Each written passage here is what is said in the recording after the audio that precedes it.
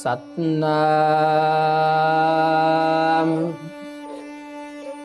श्री वाहिगुरु साहिब जी।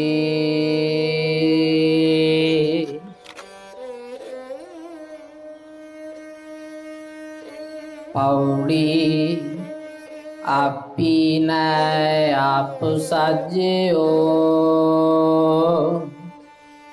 आपी न रचियो नाम। दुई कुदरत साजिए, कर आसन डिठो चाओ। दाता करता आप तू, तुस देव है करे पसाओ। तू जान होई सब सै, दे लैस है जिंद कवाओ। कर आसन डिठो चाओ, कर आसन डिठो चाओ।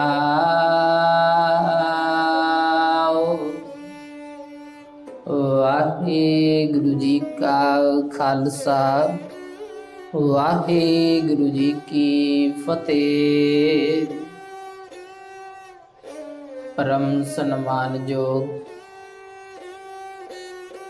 चवर छत्र तख्त दे मालिक, निश्चल आसना ते सुभाईमान। कल युग के बोहित, नाम के जहाज, ज्ञान दे सोमे धन धन सतगुरु। शब्द गुरु श्री गुरु ग्रंथ साहिब जी महाराज पातशाह जी दे पावन पवित्र दरबार दी वडियाइयां दे नाल जुड़ रही गुरु प्यारी सत संगत जीओ। सतगुरु जी दी इलाही बाणी दा शब्द चेते आउंदा है। गुरुदेव जी कहंदे, गुर पारस हम लो मिल कंचन होया राम।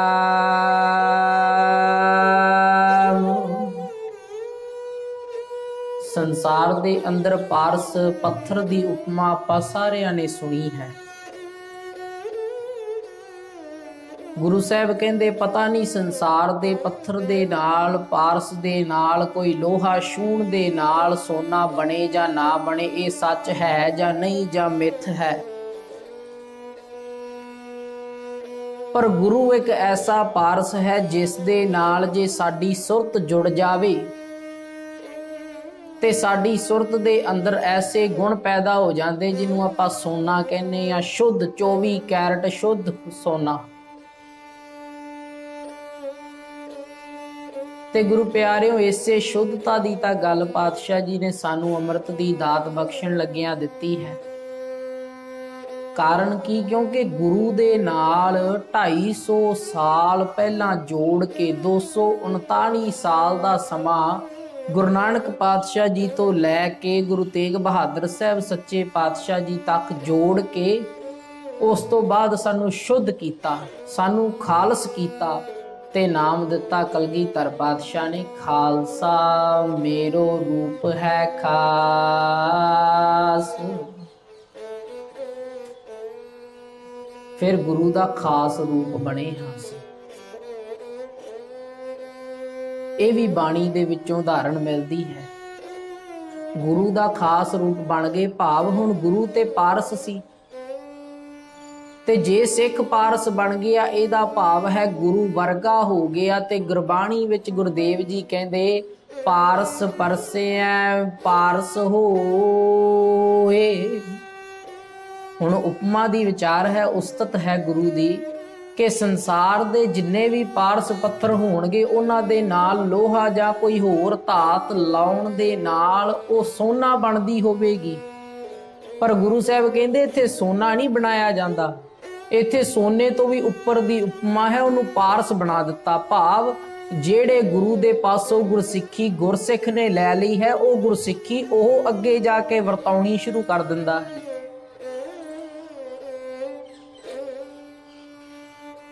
ਆਰੰਭਤਾ ਕਰਨ ਜਾ ਰਹੇ ਹਾਂ।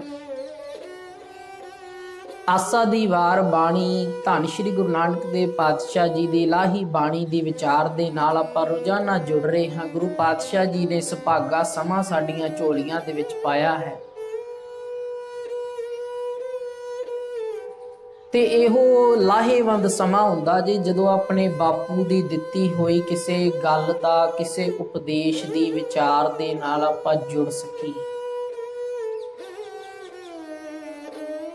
ਜੇ ਬਾਪੂ ਦੀ, ਪਿਤਾ ਦੀ ਗੱਲ ਸਾਡੀ ਸਮਝ ਦੇ ਵਿੱਚ, ਸਾਡੇ ਪੱਲੇ ਦੇ ਵਿੱਚ ਨਹੀਂ ਪੈਂਦੀ ਤੇ ਸਮਾਂ ਥੋੜੇ ਚਿਰ ਬਾਅਦ ਐਸਾ ਆਉਂਦਾ ਹੈ ਕਿ ਸਾਨੂੰ ਮੰਨਣਾ ਪੈਂਦਾ ਕਿ ਹਾਂ ਬਾਪੂ ਦੀ ਗੱਲ ਨੂੰ ਅਸੀਂ ਮੰਨਿਆ ਨਹੀਂ, ਪੱਲੇ ਨਹੀਂ ਬੰਨਿਆ।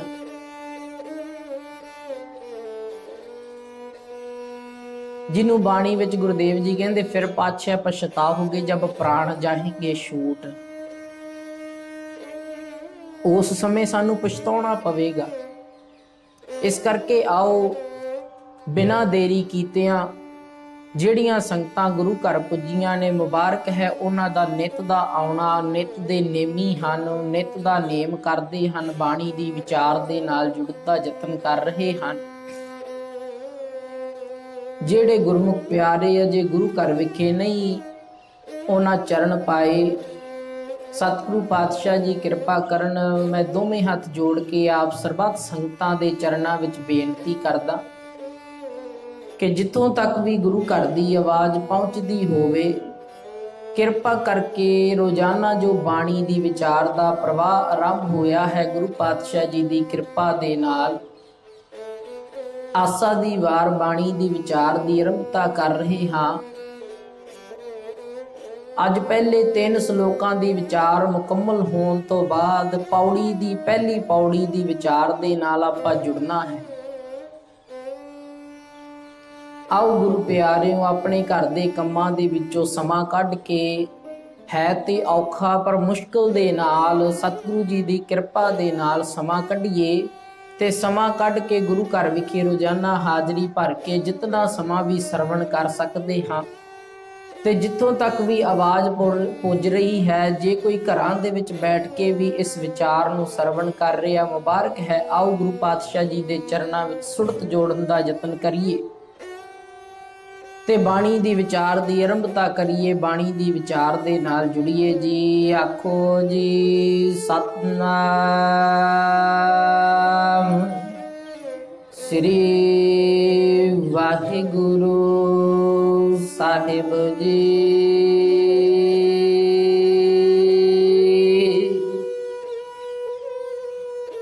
ਸਤਿਗੁਰੂ ਪਾਤਸ਼ਾਹ ਜੀ ਨੇ ਪਹਿਲੀ ਪੌੜੀ ਦੇ ਅੰਦਰ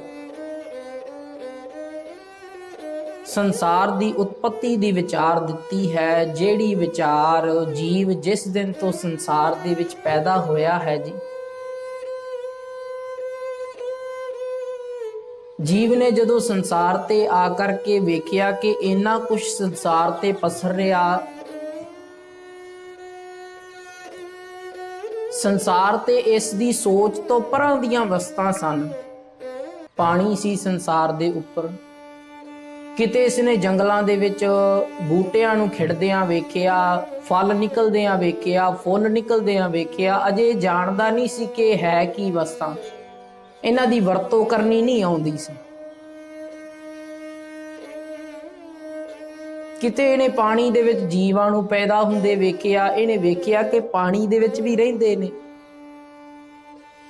ਤੇ ਆਪ ਜੇ ਪਾਣੀ ਦੇ ਵਿੱਚ ਜਾਵੇ ਤੇ ਪਾਣੀ ਦੇ ਵਿੱਚ ਇਹਦਾ ਦਮ ਘੁੱਟਦਾ ਸੀ, ਸਾਹ ਘੁੱਟਦਾ ਸੀ। ਫਿਰ ਇਸ ਨੇ ਸੋਚਣਾ ਸ਼ੁਰੂ ਕੀਤਾ ਕਿ ਇਹ ਪਾਣੀ ਦੇ ਵਿੱਚ ਕਿਵੇਂ ਜੀ ਲੈਂਦੇ ਨੇ, ਮੇਰਾ ਤੇ ਦਮ ਘੁੱਟਦਾ ਪਾਣੀ ਦੇ ਅੰਦਰ।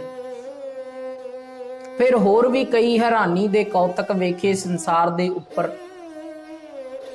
ਜੰਗਲੀ ਜੀਵਾਂ ਨੂੰ ਵੇਖਿਆ, ਜੀਵਾਂ ਦੀਆਂ ਹਰਕਤਾਂ ਨੂੰ ਵੇਖਿਆ। ਉਸ ਤਰ੍ਹਾਂ ਦੀਆਂ ਹਰਕਤਾਂ ਇਹਨੇ ਆਪ ਕਰਨੀਆਂ ਸ਼ੁਰੂ ਕਰ ਦਿੱਤੀਆਂ ਜਦੋਂ ਮਨੁੱਖ ਪੈਦਾ ਹੋਇਆ।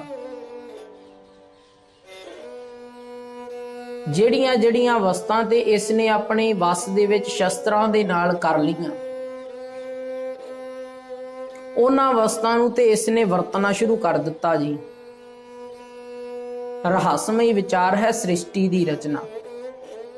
ਕਿਉਂਕਿ ਸਾਰਾ ਸੰਸਾਰ ਦੇ ਜਿੰਨੇ ਵੀ ਬੁੱਧੀਜੀਵੀ, ਜਿੰਨੇ ਵੀ ਵਿਗਿਆਨੀ ਨੇ, ਉਹ ਇਸੇ ਕਾਰਜ ਦੇ ਵਿੱਚ ਲੱਗੇ ਹੋਏ ਨੇ। ਆਪਣਾ ਸਾਰਾ ਯਤਨ, ਆਪਣੀ ਸਾਰੀ ਸ਼ਕਤੀ, ਆਪਣਾ ਸਾਰਾ ਸਮਾਂ ਇਸੇ ਕਾਰਜ ਦੇ ਵਿੱਚ ਲਗਾ ਰਹੇ ਨੇ ਕਿ ਸ੍ਰਿਸ਼ਟੀ ਪੈਦਾ ਕਿਵੇਂ ਹੋਈ ਅਖੀਰ, ਤੇ ਇਸ ਦਾ ਅੰਤ ਕੀ ਹੈ, ਇਹ ਕਿੰਨਾ ਸਮਾਂ ਹੋਰ ਚੱਲੇਗੀ, ਇਹਦੀ ਮਿਆਦ ਕਿੰਨੀ ਕੁ ਰਹਿ ਗਈ ਆ।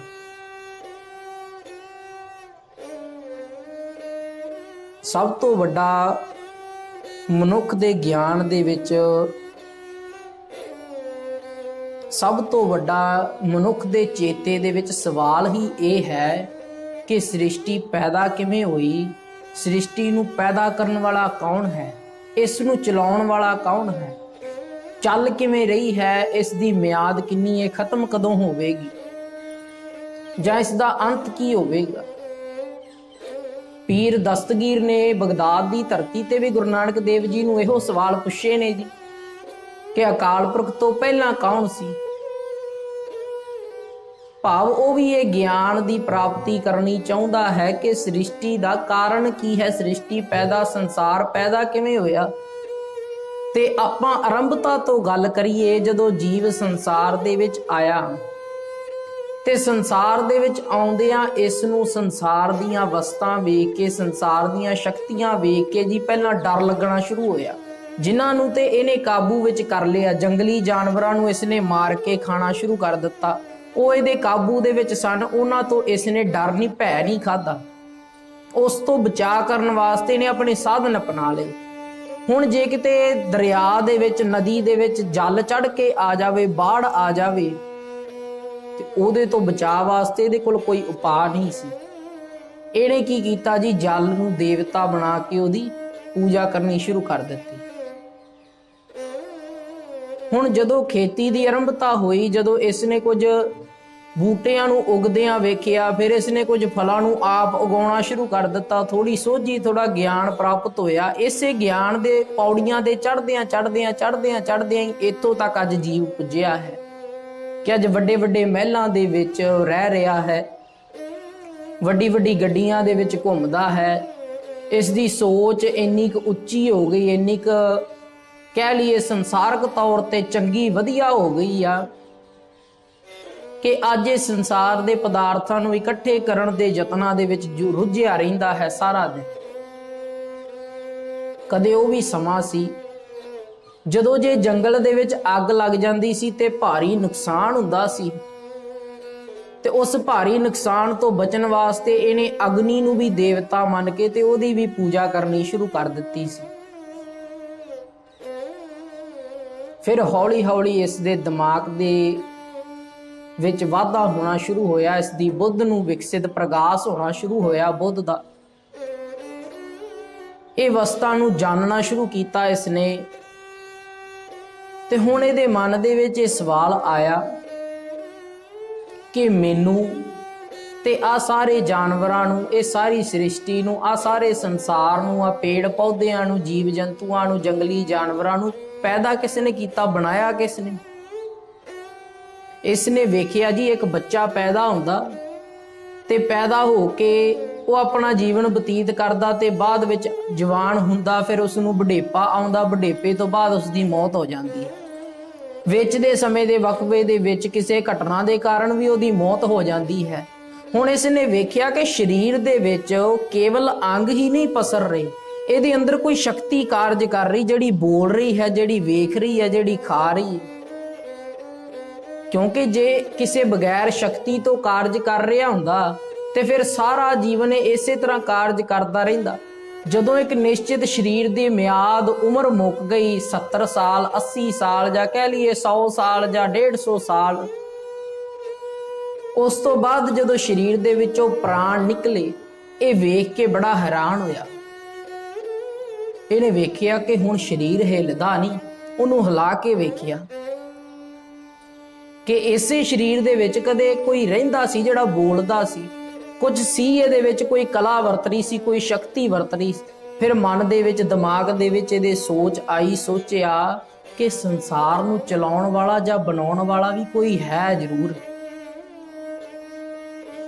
ਫਿਰ ਇਸਨੇ ਉਸ ਦੀ ਘਾੜਤ ਘੜੀ ਧਰਮ ਕਿਵੇਂ ਪੈਦਾ ਹੋਇਆ ਜੀ, ਆਪਾਂ ਇਹ ਵਿਚਾਰ ਕਰ ਰਹੇ ਹਾਂ। ਧਰਮ ਇਸ ਤਰ੍ਹਾਂ ਪੈਦਾ ਹੋਇਆ, ਧਰਮ ਦੀ ਉਤਪਤੀ ਇਸ ਤਰ੍ਹਾਂ ਹੋਈ। ਸ੍ਰਿਸ਼ਟੀ ਕਿਸ ਤਰ੍ਹਾਂ ਬਣੀ ਹੈ, ਇਹਦਾ ਗਿਆਨ ਜਦੋਂ ਜਦੋਂ ਜੀਵ ਨੂੰ ਹੁੰਦਾ ਗਿਆ ਤੇ ਉਸਨੇ ਵਿਗਿਆਨ ਦੀ ਪ੍ਰਾਪਤੀ ਕੀਤੀ, ਵਿਗਿਆਨ ਦੀ ਉਤਪਤੀ ਹੋਈ।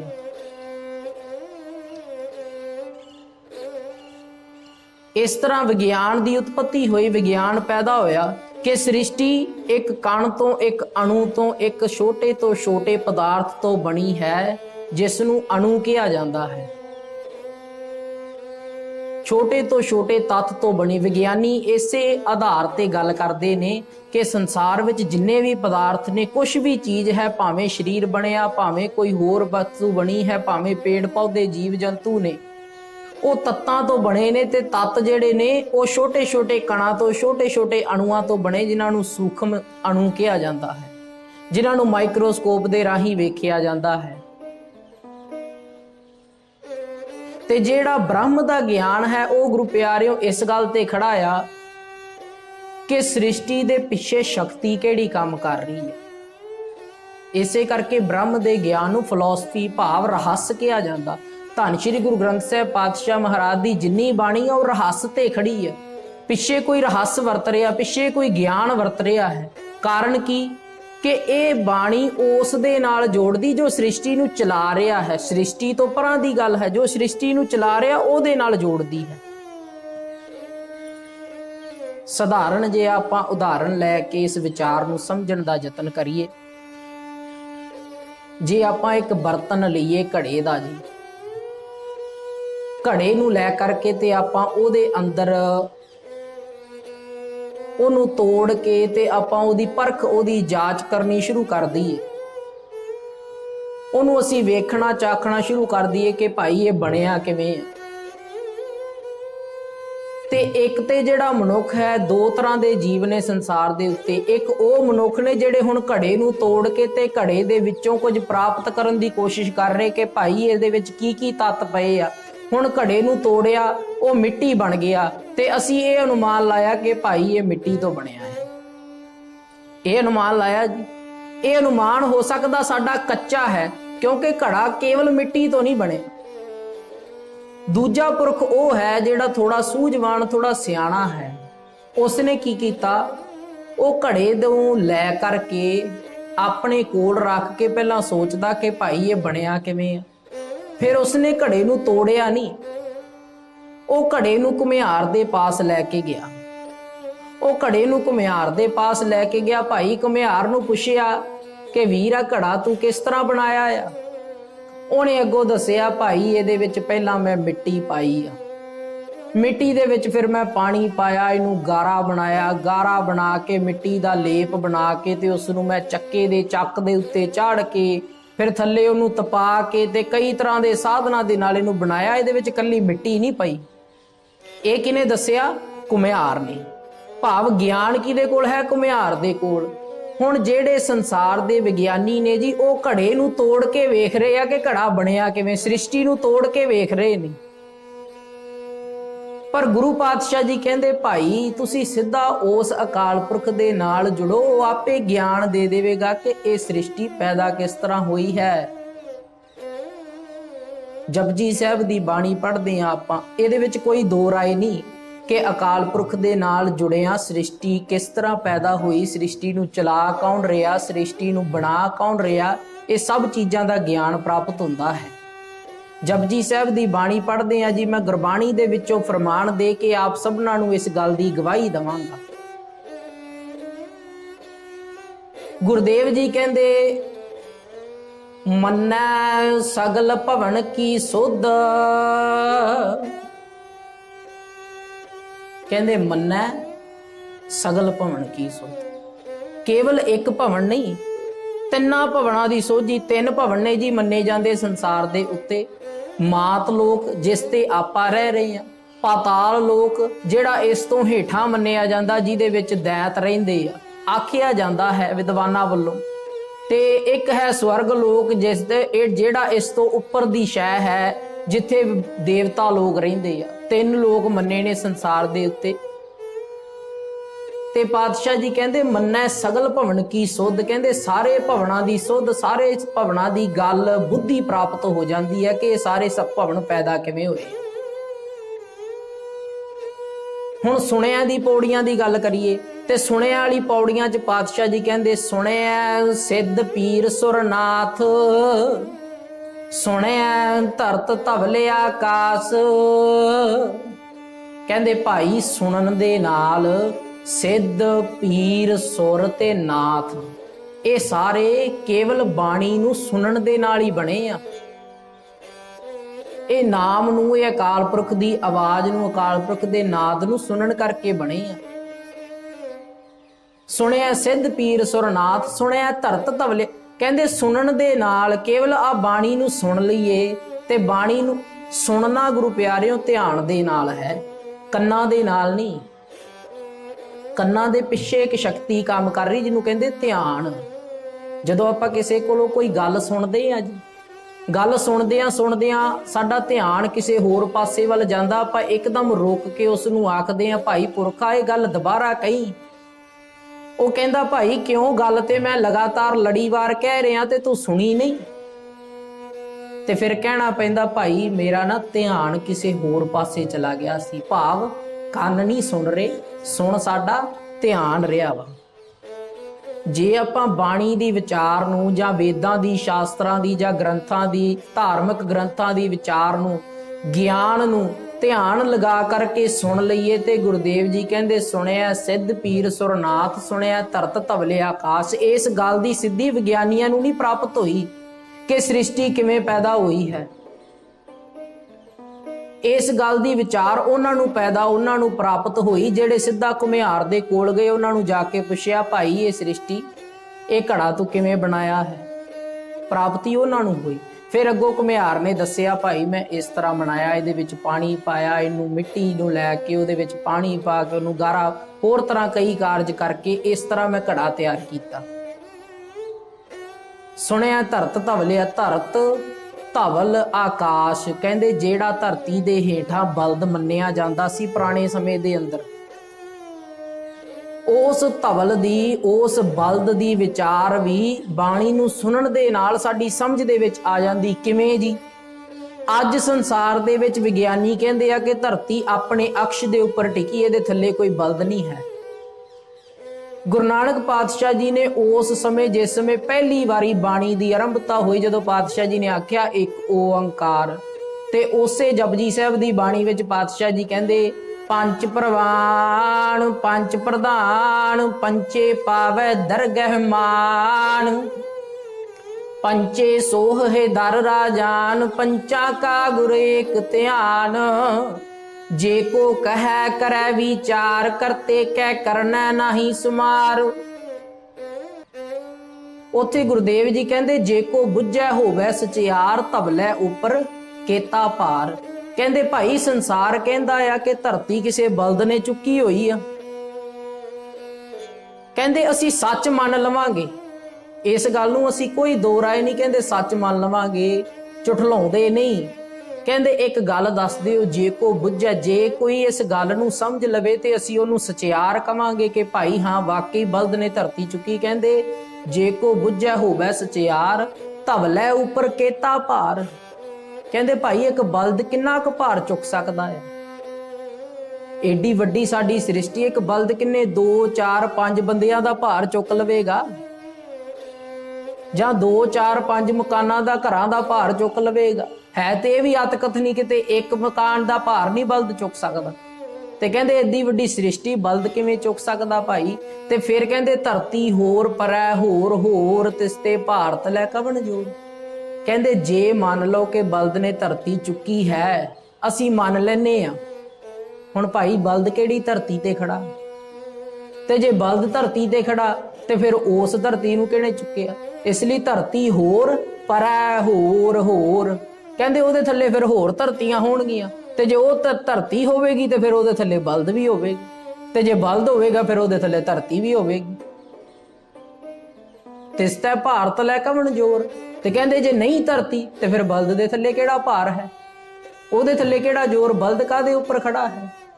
ਇਸ ਲਈ ਇਹ ਡੂੰਘੀਆਂ ਵਿਚਾਰਾਂ ਵਿਗਿਆਨ ਅੱਜ ਲੱਭਦਾ ਫਿਰਦਾ ਪਾਤਸ਼ਾਹ ਜੀ ਨੇ ਉਦੋਂ ਦੀਆਂ ਦਸੀਆਂ, ਕਿਉਂਕਿ ਜਿਹੜੀ ਬੰਦਗੀ ਦਾ ਮਾਰਗ ਹੈ ਗੁਰੂ ਪਿਆਰਿਓ, ਅੱਜ ਸੰਸਾਰ ਮੈਂ ਵਿਚਾਰ ਕਰਦੇ ਆ, ਆਪ ਇਹ ਗੱਲ ਮੈਨੂੰ ਕਹਿ ਲੈਣ ਦੇਣਾ ਕਿ ਸਾਡਾ ਜਿਹੜਾ ਅੱਜ ਦਾ ਤਰਕਸ਼ੀਲ ਤਬਕਾ ਨਾ ਜੀ, ਨੌਜਵਾਨ ਪੀੜ੍ਹੀ ਦਾ, ਉਹ ਇਹ ਗੱਲ ਮੰਨਣ ਤੇ ਤਿਆਰ ਨਹੀਂ ਕਿ ਜਿਹੜਾ ਧਰਮ ਹੈ ਉਹ ਵਿਗਿਆਨ ਤੋਂ ਅੱਗੇ ਦੀ ਜਿਹੜੀ ਖੋਜ ਹੈ। ਕਿਉਂਕਿ ਅਸਲ ਦੇ ਵਿੱਚ ਸੁਰਤ ਦੇ ਟਿਕਿਆਂ ਹੀ ਸਾਰਾ ਕੁਝ ਪ੍ਰਾਪਤ ਹੋਣਾ। ਵਿਗਿਆਨੀ ਨੇ ਸ੍ਰਿਸ਼ਟੀ ਨੂੰ ਸਾਰਾ ਤੋੜ ਤੋੜ ਕੇ ਵੇਖਿਆ। ਵਿਗਿਆਨੀ ਨੂੰ ਕੋਈ ਵਸਤੂ ਮਿਲੀ, ਕੋਈ ਖਿਡੌਣਾ ਮਿਲਿਆ, ਕੋਈ ਲੱਕੜ ਮਿਲੀ, ਕੋਈ ਵੀ ਵਸਤੂ ਮਿਲੀ ਸੰਸਾਰ ਦੇ ਉੱਤੇ, ਉਹਨੇ ਪਹਿਲਾਂ ਤੋੜ ਕੇ ਤੇ ਫਿਰ ਉਹਨੂੰ ਵੇਖਿਆ ਭਾਈ ਇਹ ਕਿਵੇਂ ਬਣੀ ਹੈ। ਤੇ ਜਿਹੜਾ ਬੰਦਗੀ ਕਰਨ ਵਾਲਾ ਗੁਰਮੁਖ ਆ, ਉਹ ਜੋੜ ਕੇ ਵੇਖਦਾ ਇਸ ਨੂੰ ਬਣਾਇਆ ਕਿਨੇ ਹੈ। ਫਿਰ ਜਿਹਨੇ ਬਣਾਇਆ ਉਹਦੇ ਕੋਲ ਜਾ ਕੇ ਸਿੱਧਾ ਹੀ ਪੁੱਛ ਲੈਂਦਾ, ਭਾਈ ਇਹ ਤੂੰ ਬਣਾਈ ਆ, ਕਿਵੇਂ ਬਣਾਈ ਆ, ਇਸ ਤਰ੍ਹਾਂ ਬਣਾਈ, ਸਿੱਧੀ ਪ੍ਰਾਪਤੀ ਹੋ ਗਈ। ਸੰਸਾਰ ਇਸ ਗੱਲ ਨੂੰ ਅੱਜ ਕਹਿੰਦਾ ਕਿ ਭਾਈ ਸੂਰਜ ਇੱਕ ਨਹੀਂ ਆ, ਇਹੋ ਜਿਹੇ ਹੋਰ ਵੀ ਬ੍ਰਹਿਮੰਡ ਨੇ ਤੇ ਉਹਨਾਂ ਦੇ ਵੀ ਸੂਰਜ ਨੇ। ਤੇ ਗੁਰੂ ਪਾਤਸ਼ਾਹ ਜੀ ਕਹਿੰਦੇ ਕੇਤੇ ਇੰਦ ਚੰਦ ਸੂਰ ਕੇਤੇ, ਕੇਤੇ ਮੰਡਲ ਦੇਸ। ਕਹਿੰਦੇ ਭਾਈ ਕਿੰਨੇ ਹੀ ਖੰਡ ਮੰਡਲ ਬ੍ਰਹਿਮੰਡ ਬਣੇ ਆ, ਕੇਤੇ ਖੰਡ ਮੰਡਲ ਵਰ ਭੰਡਾ, ਕਿੰਨੇ ਹੀ ਖੰਡ ਮੰਡਲ ਤੇ ਬ੍ਰਹਿਮੰਡ ਬਣੇ ਹੋਏ ਨੇ। ਬ੍ਰਹਿਮੰਡ ਦੇ ਕਿੰਨੇ ਟੁਕੜੇ ਨੇ, ਕਹਿੰਦੇ ਕਿੰਨੇ ਹੀ ਸੂਰਜ ਨੇ, ਕਿੰਨੇ ਹੀ ਚੰਦ ਨੇ ਸੰਸਾਰ ਦੇ ਅੰਦਰ। ਇਸ ਲਈ ਪਾਤਸ਼ਾਹ ਜੀ ਨੇ ਅੱਜ ਜਿਹੜੀ ਪਹਿਲੀ ਪੌੜੀ ਆਸਾ ਦੀ ਵਾਰ ਦੀ ਸਾਨੂੰ ਬਖਸ਼ੀ, ਉਹਦੇ ਵਿੱਚ ਗੁਰਦੇਵ ਜੀ ਆਰੰਭਤਾ ਕਰਦਿਆਂ ਕਹਿੰਦੇ, ਆਪੀ ਨੈ ਆਪ ਸਾਜਿਓ, ਆਪੀ ਨੈ ਰਚਿਓ ਨਾਉ, ਦੁਈ ਕੁਦਰਤ ਸਾਜੀਐ, ਕਰ ਆਸਣ ਡਿਠੋ ਚਾਉ।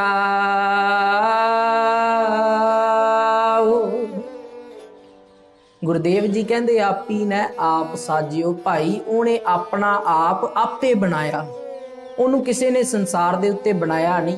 ਵਿਚਾਰ ਆਪਣੀ ਵਿੱਚ ਰਹਿ ਗਈ ਥੋੜੀ ਜੀ, ਜਦੋਂ ਜੀਵ ਨੇ ਇਹ ਵੇਖਣਾ ਸ਼ੁਰੂ ਕੀਤਾ ਕਿ ਭਾਈ ਸਰੀਰ ਦੇ ਵਿੱਚ ਕੋਈ ਸ਼ਕਤੀ ਪਸਰ ਰਹੀ ਆ, ਜਿਹੜੀ ਬੰਦੇ ਦੇ ਸਰੀਰ ਦੇ ਵਿੱਚੋਂ 70 80 90 ਸਾਲ ਬਾਅਦ ਨਿਕਲ ਜਾਂਦੀ ਤੇ ਸਰੀਰ ਸਥਿਰ ਪਿਆ ਰਹਿੰਦਾ ਉੱਥੇ, ਫਿਰ ਸਰੀਰ ਹਿੱਲਦਾ ਨਹੀਂ, ਭਾਵ ਉਹਦੇ ਵਿੱਚ ਕੋਈ ਸ਼ਕਤੀ ਸੀ ਜਿਹੜੀ ਨਿਕਲ ਗਈ। ਫਿਰ ਜੀਵ ਨੇ ਸੋਚਣਾ ਸ਼ੁਰੂ ਕੀਤਾ, ਭਾਈ ਆ ਸ਼ਕਤੀ ਕਿਹਨੇ ਬਣਾਈ? ਤੇ ਇਹਦੇ ਮਨ ਦੇ ਬੁੱਧ ਦੇ ਵਿੱਚ ਇੱਕ ਰੂਪ ਪੈਦਾ ਹੋਇਆ, ਜਿਸ ਨੂੰ ਇਹਨੇ ਨਾਂ ਦਿੱਤਾ ਬ੍ਰਹਮਾ। ਫਿਰ ਇਸ ਨੇ ਆਖਿਆ, ਭਾਈ ਸ਼ਕਤੀ ਸਾਰੀ ਜਿਹੜੀ ਸੰਸਾਰ ਦੀ ਹੈ ਉਹ ਬ੍ਰਹਮਾ ਨੇ ਪੈਦਾ ਕੀਤੀ, ਉਹ ਬ੍ਰਹਮਾ ਨੇ ਬਣਾਈ ਆ। ਫਿਰ ਜਦੋਂ ਨਾਮ ਆ ਗਿਆ ਬ੍ਰਹਮਾ, ਫਿਰ ਹੁਣ ਕੋਈ ਸ਼ਕਲ ਵੀ ਚਾਹੀਦੀ ਪੂਜਣ ਵਾਸਤੇ, ਫਿਰ ਇਸ ਨੇ ਉਹਦਾ ਨਾਂ ਰੱਖਿਆ, ਉਹਦੀ ਸ਼ਕਲ ਵੀ ਬਣਾਈ, ਭਾਈ ਬ੍ਰਹਮਾ ਇਸ ਤਰ੍ਹਾਂ ਦਾ ਦਿਖਦਾ। ਫਿਰ ਹੁਣ ਇਹਨੇ ਜਦੋਂ ਇੱਕ ਕਾਰਜ ਵੇਖ ਲਿਆ ਤੇ ਇਹਨੇ ਵੇਖਿਆ ਸੰਸਾਰ ਦੇ ਵਿੱਚ ਕਿ ਭਾਈ ਇੱਕ ਵਸਤੂ ਬਣਾਉਣ ਵਾਲਾ ਬੰਦਾ ਇੱਕ ਆ। ਜੇ ਕਿਸੇ ਕੋਲੋਂ ਆਪਾਂ ਕੋਈ ਵਸਤੂ ਲੈਣ ਜਾਈਏ, ਉਸ ਬੰਦੇ ਨੇ ਵਸਤੂ ਬਣਾਈ, ਜਿਹਨੇ ਬਣਾਈ ਉਹ ਚਲਾ ਨਹੀਂ ਰਿਹਾ, ਉਹ ਅੱਗੇ ਗਾਹਕ ਚਲਾ ਰਿਹਾ, ਜਿਹੜਾ ਲੈਣ ਵਾਲਾ ਖਰੀਦਣ ਵਾਲਾ, ਜਿਹੜਾ ਜਿਵੇਂ ਮੰਨ ਲਓ ਕਿਸੇ ਨੇ ਕੋਈ ਵਾਹਨ ਕੋਈ ਸਾਧਨ ਬਣਾਇਆ, ਕਿਸੇ ਨੇ ਕੋਈ ਪਹੀਆ ਬਣਾਇਆ, ਉਹ ਪਹੀਆ ਉਸਨੇ ਵੇਚ ਦਿੱਤਾ ਬਣਾਉਣ ਵਾਲੇ ਨੇ ਅੱਗੇ। ਹੁਣ ਜਿਹਨੇ ਬਣਾਇਆ ਉਹ ਪਹੀਆ ਜਾ ਕੇ ਮੰਨ ਲਓ ਰਿਕਸ਼ੇ ਦੇ ਵਿੱਚ ਸੈੱਟ ਫਿੱਟ ਹੋ ਗਿਆ, ਤੇ ਉਹ ਜਿਹੜਾ ਰਿਕਸ਼ੇ ਵਾਲਾ ਉਹ ਉਹਨੂੰ ਚਲਾ ਰਿਹਾ। ਹੁਣ ਅੱਗੇ ਜਦੋਂ ਜਾਣਾ ਤੇ ਉਹ ਕਬਾੜ ਦੇ ਵਿੱਚ ਵਿਕਣਾ ਤੇ ਉਹ ਕਬਾੜੀਏ ਦੇ ਕੋਲ ਜਾਣਾ। ਤੇ ਇਹਨੇ ਜਦੋਂ ਸੰਸਾਰ ਤੇ ਇਹ ਕਾਰਜ ਹੁੰਦੇ ਵੇਖੇ, ਇਹਨੇ ਸੰਸਾਰ ਨੂੰ ਵੀ ਇਸੇ ਤਰ੍ਹਾਂ ਸੋਚ ਲਿਆ ਕਿ ਭਾਈ ਜਿਹਨੇ ਬਣਾਇਆ ਆ ਉਹ ਚਲਾ ਨਹੀਂ ਰਿਹਾ, ਇਸ ਲਈ ਚਲਾਉਣ ਵਾਲਾ ਕੋਈ ਹੋਰ ਚਾਹੀਦਾ। ਫਿਰ ਇਸ ਨੇ ਇੱਕ ਹੋਰ ਘਾੜ ਤਕੜੀ ਸੋਚ ਕੇ ਵਿਚਾਰ ਕੇ ਇਹਨੇ ਵਿਸ਼ਨੂੰ ਬਣਾਇਆ। ਫਿਰ ਵਿਸ਼ਨੂੰ ਨੂੰ ਪੈਦਾ ਕੀਤਾ ਤੇ ਉਹਨੂੰ ਵੀ ਫਿਰ ਸ਼ਕਲ ਦੇਣੀ ਪਈ, ਫਿਰ ਉਹਦੀ ਵੀ ਸ਼ਕਲ ਪੈਦਾ ਹੋ ਗਈ। ਫਿਰ ਮਾਰਨ ਵਾਲਾ, ਹੁਣ ਜਿਹੜਾ ਮਾਰਨ ਵਾਲਾ ਹੈ ਉਹ ਥੋੜਾ ਭਿਆਨਕ ਰੂਪ ਵਾਲਾ ਚਾਹੀਦਾ, ਜਿਹੜਾ ਡਰ ਦਿੰਦਾ ਹੋਵੇ, ਜਿਹੜਾ ਡਰਾ ਸਕੇ ਲੋਕਾਂ ਨੂੰ। ਫਿਰ ਉਸ ਨੂੰ ਇਸ ਨੇ ਸਾਵਲੇ ਰੰਗ ਦਾ, ਕਾਲੇ ਰੰਗ ਦਾ ਸ਼ਿਵ ਨੂੰ ਬਣਾਇਆ।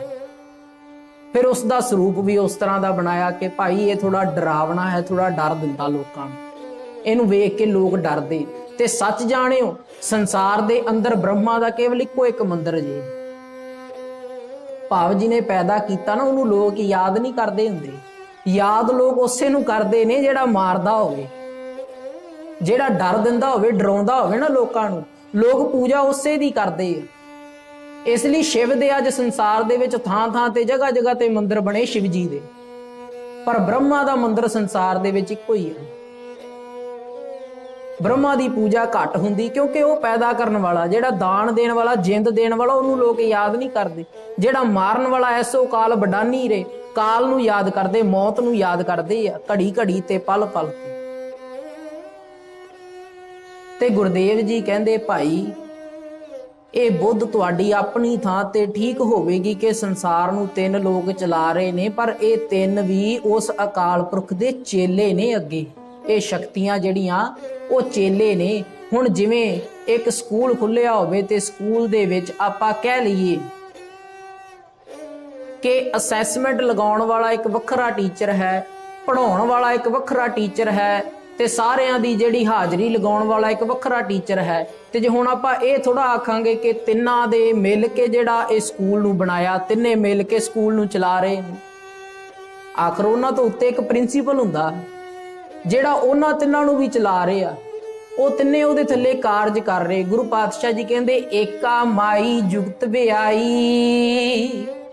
ਗੁਰੂ ਪਿਆਰਿਓ, ਜੇ ਸ੍ਰਿਸ਼ਟੀ ਰਚਨਾ ਨੂੰ ਸਮਝਣਾ ਹੋਵੇ ਨਾ ਤੇ ਜਪਜੀ ਸਾਹਿਬ ਨਾਲੋਂ ਵੱਡੀ ਸਾਡੇ ਕੋਲ ਕੋਈ ਮਿਸਾਲ, ਕੋਈ ਉਦਾਹਰਣ ਨਹੀਂ। ਉਂਝ ਗੁਰਸਿੱਖ ਅੱਜ ਦੇ ਸਮੇਂ ਦੇ ਆਖਦੇ ਆ ਕਿ ਜਪਜੀ ਸਾਹਿਬ ਸੌਖੀ ਬਾਣੀ ਆ, 5-7 ਮਿੰਟਾਂ ਵਿੱਚ ਪੜ੍ਹੀ ਜਾਂਦੀ ਆ ਤੇ ਜਾਪ ਸਾਹਿਬ ਔਖਾ। ਨਹੀਂ ਪਿਆਰਿਓ, ਜਾਪ ਸਾਹਿਬ ਸੌਖਾ ਜੇ ਸਗੋਂ। ਤੇ ਜਪਜੀ ਸਾਹਿਬ ਨੂੰ ਸਮਝਣ ਵਾਸਤੇ ਅੱਜ ਤੱਕ ਜੁਗਾ ਜੁਗਾ ਤੱਕ ਲੋਕ ਜਿਹੜੇ ਆ ਉਹ ਪੈਦਾ ਹੋ ਕੇ ਤੇ ਸਮਝਦੇ ਅੱਜ ਤੱਕ ਵੀ ਸੰਪੂਰਨ ਵਿਚਾਰ ਨਹੀਂ ਜਪਜੀ ਸਾਹਿਬ ਦੀ ਹੋ ਸਕੀ।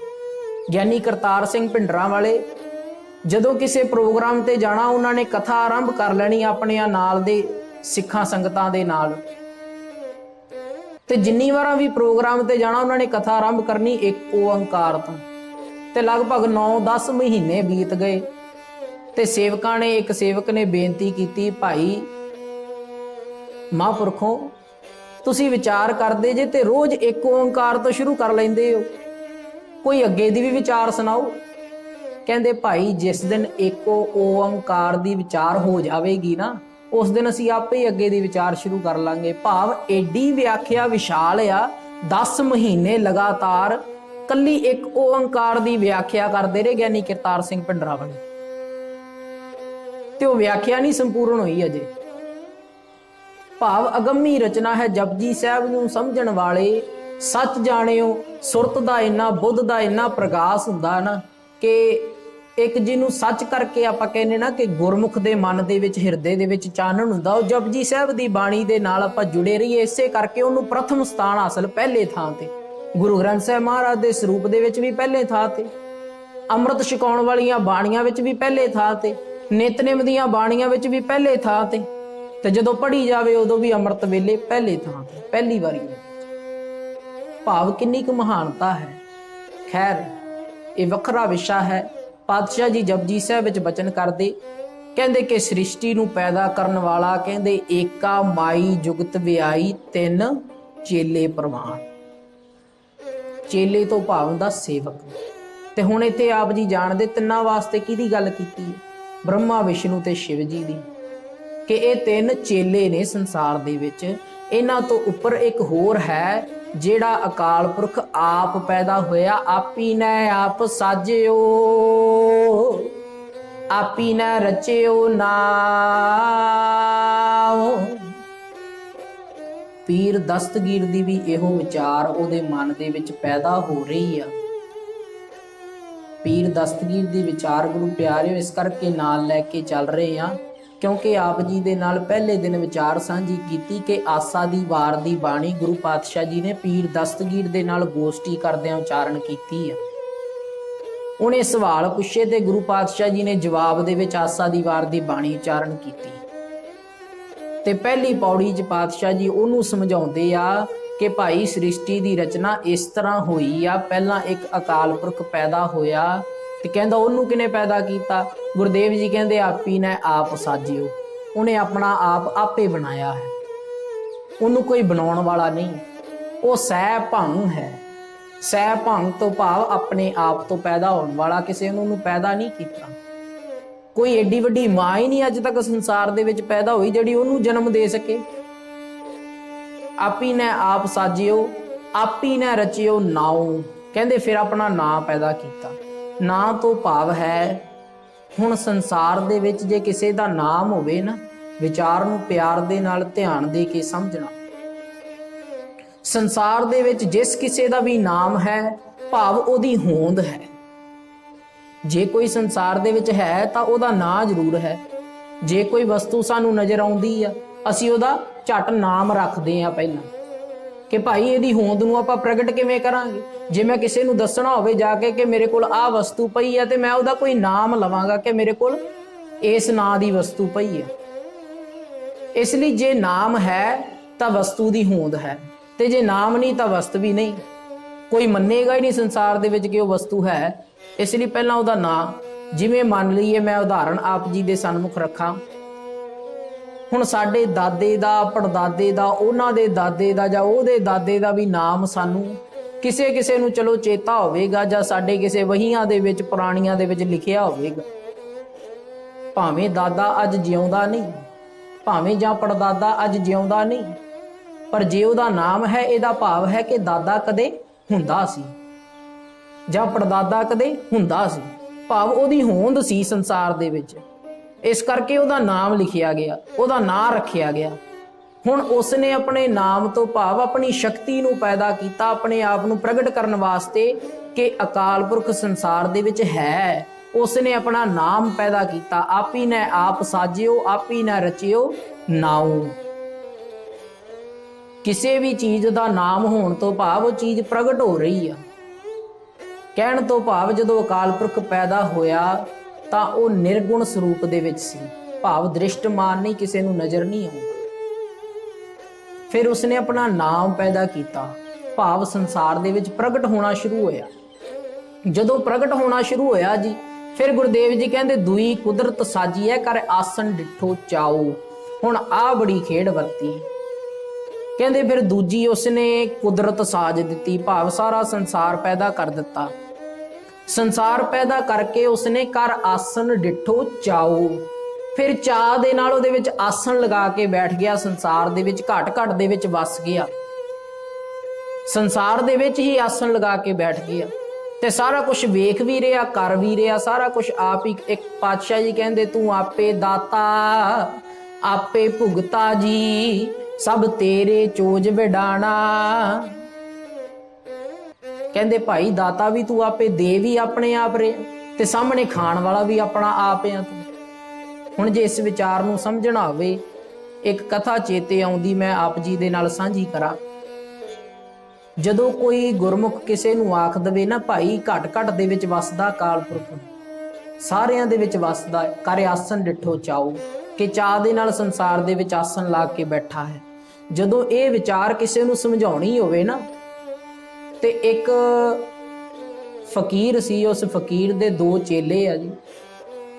ਉਸਨੇ ਆਪਣੇ ਚੇਲਿਆਂ ਨੂੰ ਆਖਿਆ ਭਾਈ ਅਕਾਲ ਪੁਰਖ ਰੱਬ ਜਿਹੜਾ ਨਾ ਉਹ ਘਟ ਘਟ ਦੇ ਵਿੱਚ ਵਸਦਾ, ਉਹ ਸਾਰਿਆਂ ਦੇ ਵਿੱਚ ਵਸਦਾ ਹੈ, ਤੇ ਉਹ ਸੁਣਦਾ ਵੀ ਹੈ, ਉਹ ਬੋਲਦਾ ਵੀ ਹੈ, ਉਹ ਖਾਂਦਾ ਵੀ ਹੈ। ਜਿਹਨੂੰ ਪਾਤਸ਼ਾਹ ਜੀ ਸੋਹਲਾ ਸਾਹਿਬ ਦੀ ਬਾਣੀ ਵਿੱਚ ਆਪਾਂ ਪੜ੍ਹਦੇ ਹਾਂ, ਜਾਂ ਆਰਤੀ ਦੇ ਵੇਲੇ ਵੀ ਆਪਾਂ ਪੜ੍ਹਦੇ ਹਾਂ ਕਿ ਸਹਿਸ ਤਵ ਨੈਣ ਨਨ ਨੈਣ ਹੈ ਤੋਹੇ ਕਉ, ਸਹਿਸ ਮੂਰਤ ਨਨਾਇਕ ਤੋਹੇ। ਭਾਵ ਤੇਰੀਆਂ ਹਜ਼ਾਰਾਂ ਮੂਰਤਾਂ ਨੇ, ਆ ਜਿੰਨੀਆਂ ਵੀ ਮੂਰਤਾਂ ਤੁਰੀਆਂ ਫਿਰਦੀਆਂ, ਜਿੰਨੀਆਂ ਵੀ ਸ਼ਕਲਾਂ ਨੇ, ਸਾਰੀਆਂ ਤੇਰੀਆਂ ਹੀ ਨੇ। ਤੇਰੇ ਹਜ਼ਾਰਾਂ ਨੈਣ ਨੇ, ਸਹਿਸ ਤਵ ਨੈਣ ਨਨ ਨੈਣ ਹੈ ਤੋਹੇ, ਹਜ਼ਾਰਾਂ ਨੈਣ ਵੀ ਨੇ ਤੇਰੇ, ਪਰ ਤੂੰ ਇੱਕ ਸ਼ਕਤੀ ਦੇ ਰੂਪ ਵਿੱਚ ਵੀ ਪ੍ਰਕਾਸ਼ਮਾਨ ਹੈ, ਫਿਰ ਤੇਰੀ ਕੋਈ ਸ਼ਕਲ ਵੀ ਨਹੀਂ। ਵਿਚਾਰ ਥੋੜੀ ਰਹੱਸਮਈ, ਜਿਹਨੂੰ ਆਪਾਂ ਕਹਿ ਦਈਏ ਨਾ ਕੰਪਲਿਕੇਟਡ ਜੀ, ਉਸ ਨੂੰ ਸਮਝਣ ਦਾ ਯਤਨ ਕਰੀਏ ਕਿ ਇੱਕ ਤੇ ਉਸਦਾ ਇਹ ਸਰੂਪ ਆ ਕਿ ਸਾਡੇ ਅੰਦਰ ਵਸਦਾ, ਭਾਵ ਸਾਰੇ ਸਰੀਰਾਂ ਦੇ ਵਿੱਚ ਵੀ ਵਸਦਾ ਆ। ਦੂਜੀ ਉਹਦੀ ਇਹ ਵਿਚਾਰ ਹੈ ਕਿ ਉਹ ਕਿਸੇ ਦੇ ਵਿੱਚ ਵਸਦਾ ਵੀ ਨਹੀਂ, ਭਾਵ ਸ਼ਕਤੀ ਦੇ ਰੂਪ ਵਿੱਚ ਵੀ ਪ੍ਰਕਾਸ਼ਮਾਨ ਹੈ ਸੰਸਾਰ ਦੇ ਉੱਤੇ। ਉਦਾਹਰਣ ਆਪਾਂ ਜੁੜਨ ਲੱਗੇ ਸਾਂ, ਫਕੀਰ ਨੇ ਆਪਣੇ ਚੇਲਿਆਂ ਨੂੰ ਆਖਿਆ ਭਾਈ ਘਟ ਘਟ ਦੇ ਵਿੱਚ ਵਸਦਾ ਆ। ਬਾਜ਼ਾਰ ਗਏ ਦੋਵੇਂ ਚੇਲੇ, ਤੇ ਬਾਜ਼ਾਰ ਦੇ ਵਿੱਚ ਸੈਰ ਕਰ ਰਹੇ ਨੇ, ਫਿਰ ਰਹੇ ਨੇ। ਸਾਹਮਣੋਂ ਇੱਕ ਮਹਾਵਤ ਹਾਥੀ ਤੇ ਚੜਿਆ ਆਇਆ, ਤੇ ਹਾਥੀ ਨੇ ਕੋਈ ਮਦ ਪੀਤਾ ਸੀ, ਕੋਈ ਨਸ਼ਾ ਕੀਤਾ ਸੀ। ਉਹ ਬਾਜ਼ਾਰ ਦਾ ਉਜਾੜਾ ਕਰਦਾ ਆ ਰਿਹਾ ਵਾ, ਤੇ ਸਾਰੇ ਬਾਜ਼ਾਰ ਦੇ ਲੋਕਾਂ ਦੇ ਵਿੱਚ ਹਫੜਾ ਤਫੜੀ ਮਚ ਗਈ, ਉਰਾਂ ਪਰਾਂ ਹੋਣ ਲੱਗੇ ਤੇ ਹਾਥੀ ਲੰਘਦਾ ਜਾ ਰਿਹਾ ਜੀ, ਬਾਜ਼ਾਰ ਨੂੰ ਤਹਿਸ ਨਹਿਸ ਕਰਦੇ ਆ। ਇੱਕ ਜਿਹੜਾ ਸੇਵਕ ਹੈ ਫਕੀਰ ਦਾ, ਇੱਕ ਜਿਹੜਾ ਚੇਲਾ, ਉਹ ਭੱਜ ਕੇ ਪਰਾਂ ਹੋ ਗਿਆ।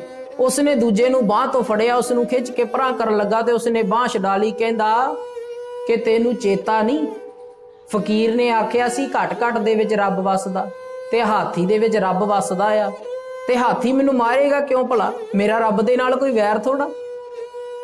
ਜੇ ਹਾਥੀ ਦੇ ਵਿੱਚ ਰੱਬ ਵਸਦਾ, ਭਾਵ ਹਾਥੀ ਰੱਬ ਦਾ ਰੂਪ ਹੋਇਆ, ਤੇ ਜੇ ਹਾਥੀ ਰੱਬ ਦਾ ਰੂਪ ਹੋਇਆ ਤੇ ਮੈਨੂੰ ਮਾਰੇਗਾ ਕਿਉਂ? ਮੇਰਾ ਰੱਬ ਦੇ ਨਾਲ ਵੈਰ ਥੋੜਾ ਕੋਈ।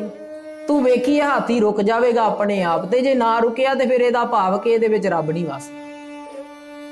ਹੁਣ ਉਸ ਫਕੀਰ ਦੇ ਦੋ ਚੇਲੇ, ਦੂਜੇ ਚੇਲੇ ਨੇ ਉਹਨੂੰ ਬਾਰ-ਬਾਰ ਸਮਝਾਇਆ ਕਿ ਭਾਈ ਪਰਾਂ ਹੋ ਜਾ, ਪਰਾਂ ਹੋ ਜਾ, ਨਹੀਂ ਮੰਨਿਆ। ਫਿਰ ਲਾਗੇ ਆਇਆ ਹਾਥੀ ਤੇ ਮਹਾਵਤ ਨੇ ਬਾਰ-ਬਾਰ ਕਿਹਾ ਭਾਈ ਪਰਾਂ ਹੋ ਜਾ, ਹਟ ਜਾ। ਹਾਥੀ ਨੇ ਮਦ ਪੀਤਾ, ਸ਼ਰਾਬ ਪੀਤੀ, ਬਾਜ਼ਾਰ ਦਾ ਉਜਾੜਾ ਕਰ ਰਿਹਾ, ਤੈਨੂੰ ਮਾਰ ਦੇਵੇਗਾ। ਜਦੋਂ ਜੀ ਧੱਕਾ ਮਾਰ ਕੇ ਹਾਥੀ ਨੇ ਸੁੰਡ ਦੇ ਨਾਲ ਪਰਾਂ ਸੁੱਟਿਆ, ਜਦੋਂ ਸੱਟਾਂ ਲੱਗੀਆਂ ਤੇ ਫਿਰ ਦੋਵੇਂ ਫਕੀਰ ਦੇ ਕੋਲ ਗਏ। ਹੁਣ ਇਹਨੇ ਜਾ ਕੇ ਫਕੀਰ ਦੇ ਕੋਲ ਆਪਣਾ ਸਵਾਲ ਰੱਖਿਆ, ਸ਼ਿਕਾਇਤ ਕੀਤੀ ਕਿ ਭਾਈ ਤੂੰ ਝੂਠ ਬੋਲਦਾ ਆ। ਕਹਿੰਦਾ ਕੀ ਹੋਇਆ? ਕਹਿੰਦਾ ਇਸ ਤਰ੍ਹਾਂ ਤੂੰ ਮੈਨੂੰ ਆਖਿਆ ਕਿ ਘਟ ਘਟ ਦੇ ਵਿੱਚ ਰੱਬ ਵਸਦਾ, ਅਕਾਲ ਪੁਰਖ ਵਸਦਾ ਹੈ, ਤੂੰ ਆਖਿਆ, ਤੇ ਮੈਂ ਹਾਥੀ ਦੇ ਮੂਹਰੇ ਖੜਾ ਤੇ ਹਾਥੀ ਨੇ ਮੈਨੂੰ ਮਾਰ ਕੇ ਸੁੱਟ ਦਿੱਤਾ। ਇਹਦਾ ਭਾਵ ਕਿ ਰੱਬ ਮੇਰਾ ਦੁਸ਼ਮਣ ਹੋਇਆ। ਕਹਿੰਦਾ ਇਸ ਤਰ੍ਹਾਂ ਦੱਸ, ਮੈਂ ਤੈਨੂੰ ਬਚਨ ਆਖਿਆ ਸੀ ਕਿ ਘਟ ਘਟ ਦੇ ਵਿੱਚ ਰੱਬ ਵਸਦਾ, ਭਾਵ ਸਾਰਿਆਂ ਦੇ ਵਿੱਚ ਰੱਬ ਵਸਦਾ ਹੈ, ਤੇ ਤੂੰ ਇੱਕ ਤੇ ਦਿਮਾਗ ਟਿਕਾ ਕੇ ਤੇ ਤੈਨੂੰ ਹਾਥੀ ਦੇ ਵਿੱਚ ਬੈਠਾ ਰੱਬ ਦਿਖ ਗਿਆ, ਤੇ ਤੈਨੂੰ ਮਹਾਵਤ ਦੇ ਵਿੱਚ ਬੈਠਾ ਰੱਬ ਨਹੀਂ ਦਿਖਿਆ ਜਿਹੜਾ ਤੈਨੂੰ ਬਾਰ-ਬਾਰ ਕਹਿ ਰਿਹਾ ਸੀ ਭਾਈ ਪਰਾਂ ਹੋ ਜਾ, ਭਾਈ ਪਰਾਂ ਹੋ ਜਾ। ਜੇ ਹਾਥੀ ਨੇ ਤੈਨੂੰ ਧੱਕਾ ਮਾਰਿਆ, ਰੱਬ ਦੇ ਰੂਪ ਨੇ ਮਾਰਿਆ, ਤੇ ਮਹਾਵਤ ਤੈਨੂੰ ਜਦੋਂ ਬਾਰ-ਬਾਰ ਕਹਿ ਰਿਹਾ ਸੀ ਉਹ ਰੱਬ ਦਾ ਰੂਪ ਨਹੀਂ ਲੱਗਾ ਜਿਹੜਾ ਤੈਨੂੰ ਬਾਰ-ਬਾਰ ਸਮਝਾ ਰਿਹਾ ਸੀ, ਚੇਤਾਵਨੀ ਦੇ ਰਿਹਾ ਸੀ ਭਾਈ ਪਰਾਂ ਹੋ ਜਾ। ਤੇਰੇ ਇਸ ਮੇਰੇ ਦੂਜੇ ਚੇਲੇ ਦੇ ਵਿੱਚ ਤੈਨੂੰ ਰੱਬ ਨਹੀਂ ਦਿਖਿਆ ਜਿਹੜਾ ਤੈਨੂੰ ਬਾਰ-ਬਾਰ? ਅਕਾਲ ਪੁਰਖ ਸਾਰੇ ਕਾਰਜ ਕਰਦਾ, ਸਾਡੀ ਮਦਦ ਕਰਦਾ, ਸਾਡਾ ਸਾਰੇ ਰੱਬ ਸਾਨੂੰ ਵੇਖ ਰਹੇ ਆ, ਘਟ ਘਟ ਦੇ ਵਿੱਚ ਸਾਡੇ ਵਸ ਕੇ ਤੇ ਸਾਡਾ ਸਹਾਈ ਵੀ ਹੁੰਦਾ। ਪਰ ਗੱਲ ਇਹ ਕਿ ਅਸੀਂ ਸਮਝਣ ਦਾ ਯਤਨ ਨਹੀਂ ਕਰਦੇ। ਸਾਡੀ ਸੁਰਤ ਉਸ ਚੇਲੇ ਦੇ ਵਾਂਗ ਹਾਥੀ ਤੇ ਟਿਕ ਜਾਂਦੀ ਆ, ਮੁਸੀਬਤ ਤੇ ਟਿਕ ਜਾਂਦੀ ਆ ਕਿ ਭਾਈ ਮੈਨੂੰ ਕੋਈ ਬਚਾਉਣ ਵਾਲਾ ਨਹੀਂ ਹੈ। ਜਵਾਬ ਵੀ ਉੱਥੇ ਹੀ ਹੁੰਦਾ ਜਦੋਂ ਆਪਾਂ ਅਰਦਾਸ ਕਰਦੇ ਆ ਜੀ, ਤੇ ਉਸੇ ਵੇਲੇ ਸਹਾਈ ਹੋ ਜਾਂਦਾ। ਗੱਲ ਸਾਡੇ ਸਮਝਣ ਦੀ ਹੁੰਦੀ ਹੈ। ਵਿਚਾਰਾਂ ਬਹੁਤ ਨੇ ਗੁਰੂ ਦੀਆਂ ਸਮਝਣ ਵਾਸਤੇ, ਸਮਝਾਉਣ ਵਾਸਤੇ। ਜੇ ਇਸੇ ਵਿਚਾਰ ਨੂੰ ਆਪਾਂ ਜੇ ਹੋਰ ਤੋਰਨਾ ਹੋਵੇ ਤੇ ਬਹੁਤ ਸਮਾਂ ਲੱਗੇਗਾ। ਜੇ ਕੇਵਲ ਦੋ ਪੰਕਤੀਆਂ ਦੀ ਵਿਚਾਰ ਆਪਾਂ ਲਗਭਗ ਪੌਣੇ ਘੰਟੇ ਦੇ ਵਿੱਚ ਸਾਡੀ ਸੰਪੂਰਨ ਹੋਈ ਹੈ, ਤੇ ਅਜੇ ਵੀ ਆਪਾਂ ਇਹ ਨਹੀਂ ਕਹਿ ਸਕਦੇ, ਮਾਫ ਕਰਨਾ, ਕਿ ਸੰਪੂਰਨ ਹੋਈ ਹੈ। ਵਿਚਾਰ ਬੜੀ ਡੂੰਘੀ, ਬੜੀ ਰਹੱਸਮਈ ਹੈ। ਸ੍ਰਿਸ਼ਟੀ ਦੀ ਰਚਨਾ ਦੀ ਵਿਚਾਰ ਹੈ, ਜਿਹਨੂੰ ਸਮਝਦਿਆਂ ਪਤਾ ਨਹੀਂ ਕਿੰਨੇ ਹਜ਼ਾਰ ਸਾਲ ਸਾਨੂੰ ਲੱਗ ਗਏ ਆ। 2021 ਚੱਲ ਰਹੇ ਆ, ਭਾਵ ਜਿਸ ਦਿਨ ਤੋਂ ਸਾਡੀ ਤਰੀਕ ਪੈਣੀ ਸ਼ੁਰੂ ਹੋਈ ਉਹਨੂੰ ਕਹਿੰਦੇ 2021 ਅੱਜ ਆ ਗਿਆ। ਅਜੇ ਇਹ ਨਹੀਂ ਪਤਾ ਕਿ ਤਰੀਕ ਪਾਉਣ ਤੋਂ ਪਹਿਲਾਂ ਮਨੁੱਖ ਕਿੰਨਾ ਕੁ ਜੀ ਹਟਿਆ, ਭਾਵ ਕਿੰਨੇ ਕੁ ਹਜ਼ਾਰ ਸਾਲ ਸਾਡੇ ਪਹਿਲਾਂ ਲੰਘ ਗਏ ਨੇ। ਇਹ ਤੇ ਜਿਸ ਦਿਨ ਈਸਾ ਮਸੀਹ ਦਾ ਜਨਮ ਹੋਇਆ ਉਸ ਦਿਨ ਤੋਂ 2021 ਵਾਲੀ ਤਰੀਕ ਗਿਣੀ ਜਾਂਦੀ ਹੈ। ਭਾਵ ਇਹ ਨਹੀਂ ਸਾਨੂੰ ਪਤਾ ਕਿ ਈਸਾ ਮਸੀਹ ਦੇ ਜਨਮ ਤੋਂ ਪਹਿਲਾਂ ਅਸੀਂ ਕਿੰਨੇ ਕੁ ਹਜ਼ਾਰ ਸਾਲ ਪੁਰਾਣਾ ਸਾਡਾ ਇਤਿਹਾਸ ਹੈ, ਕਿੰਨੇ ਕੁ ਹਜ਼ਾਰ ਸਾਲ ਪੁਰਾਣਾ ਸਾਡਾ ਸੰਸਾਰ ਹੈ, ਕਿੰਨੀ ਕੁ ਸਾਡੀ ਸ੍ਰਿਸ਼ਟੀ ਪੁਰਾਣੀ ਹੈ। ਇਸੇ ਲਈ ਕਲਗੀਧਰ ਪਾਤਸ਼ਾਹ ਚੌਪਈ ਸਾਹਿਬ ਦੀ ਬਾਣੀ ਵਿੱਚ ਕਹਿੰਦੇ, ਤੁਮਰਾ ਲਖਾ ਨਾ ਜਾਹੇ ਪਸਾਰਾ, ਕਿਹ ਬਿਦ ਸਜਾ ਪ੍ਰਥਮ ਸੰਸਾਰਾ। ਗੁਰਦੇਵ ਜੀ ਬਾਣੀ ਵਿੱਚ ਕਹਿੰਦੇ, ਨਿਰੰਕਾਰ ਪ੍ਰਭ ਸਦਾ ਸਲਾਮਤ, ਕਹਿ ਨਾ ਸਕੈ ਕੋ ਤੂੰ ਕਦ ਕਾ। ਭਾਈ ਕੋਈ ਕਹਿ ਨਹੀਂ ਸਕਦਾ ਤੂੰ ਕਦੋਂ ਉਹਦਾ ਪੈਦਾ ਹੋਇਆ। ਕੋਈ ਇਹ ਥੋੜਾ ਆਖ ਸਕਦਾ ਕਿ 2021 ਚੱਲ ਰਿਹਾ ਤੇ ਲਗਭਗ 500 ਸਾਲ ਪਹਿਲਾਂ ਅਕਾਲ ਪੁਰਖ ਪੈਦਾ ਹੋਇਆ ਹੋਵੇਗਾ, ਤੇ ਫਿਰ ਉਸਨੇ 250 ਸਾਲ ਪਹਿਲਾਂ ਸ੍ਰਿਸ਼ਟੀ ਬਣਾਈ ਹੋਵੇਗੀ। ਇਹ ਨਹੀਂ ਆਖ ਸਕਦਾ ਕੋਈ। ਇਸ ਲਈ ਪਾਤਸ਼ਾਹ ਜੀ ਕਹਿੰਦੇ, ਕਹਿ ਨਾ ਸਕੈ ਕੋ ਤੂੰ ਕਦ ਕਾ, ਕਿ ਤੂੰ ਕਦੋਂ ਦਾ ਪੈਦਾ ਹੋਇਆ ਕੋਈ ਦੱਸ ਨਹੀਂ ਸਕਦਾ। ਸੋ ਦੋ ਪੰਕਤੀਆਂ ਦੇ ਵਿਚਾਰ ਦੇ ਨਾਲ ਆਪਾਂ ਜੁੜੇ ਹਾਂ।